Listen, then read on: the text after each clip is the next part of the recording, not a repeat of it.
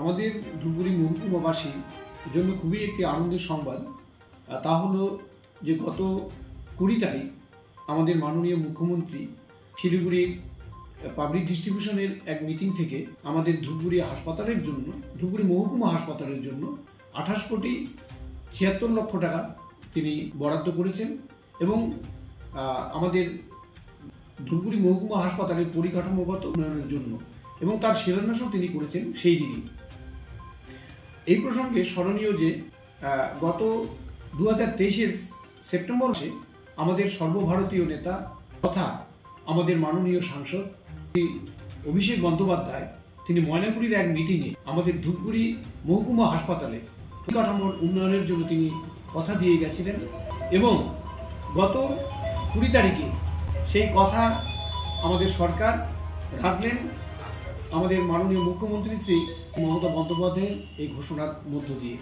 এর ফলে আমাদের ধূপগুড়ি মহকুমাবাসী তো উপকৃত হবেনি, তার সাথে সাথে কুচবিহারের যে আমাদের ধূপগুড়ি মহকুমার সংলগ্ন যে গ্রামগুলি রয়েছে বা মানুষ যারা বসবাস করেন তারা এখানে উপকৃত, অর্থাৎ আমাদের সর্বসাকুল্যে লক্ষ লক্ষ মানুষ আমাদের এই ধূপগুড়ি মহকুমা হাসপাতাল থেকে তারা পরিষেবা পাবেন। এজন্য আমরা ধূপগুড়ি মহকুমাবাসী আমাদের মাননীয় মুখ্যমন্ত্রী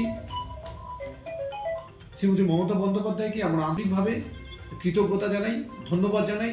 সাথে সাথে আমাদের সাংসদ অভিষেক বন্দ্যোপাধ্যায়কেও আমরা ধন্যবাদ এবং কৃতজ্ঞতা জানাই।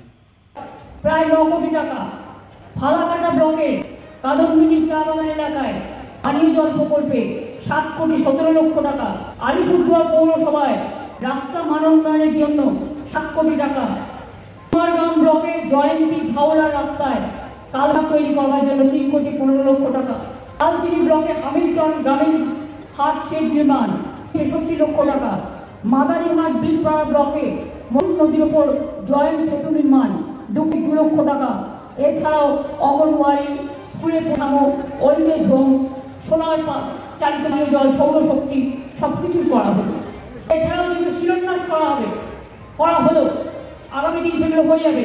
ফালাকাটা ব্লকে এঠেলবাড়ি ইন্ডাস্ট্রিয়াল পার্কের অ্যাপ্রোচ রোড 7,16,00,000 টাকা দেওয়া হলো। কুমারগ্রাম ব্লকে রায়ডাক নদী বাম তীরের সংরক্ষণের কাজে 1,39,00,000 টাকা দেওয়া হলো। আলিপুরদুয়ার 2 নম্বর ব্লকে বোড়াবাড়ি। আর আজকে যেটা নতুন করে করা হচ্ছে সেটা হচ্ছে বানারহাট ব্লকে শয্যা বিশিষ্ট গ্রামীণ হাসপাতাল নির্মাণের জন্য 30,33,00,000 টাকা দেওয়া হলো। ধুবড়ি মহকুমায় 100 শয্যা বিশিষ্ট মহকুমা হাসপাতাল নির্মাণ 28,76,00,000 টাকা দেওয়া হলো।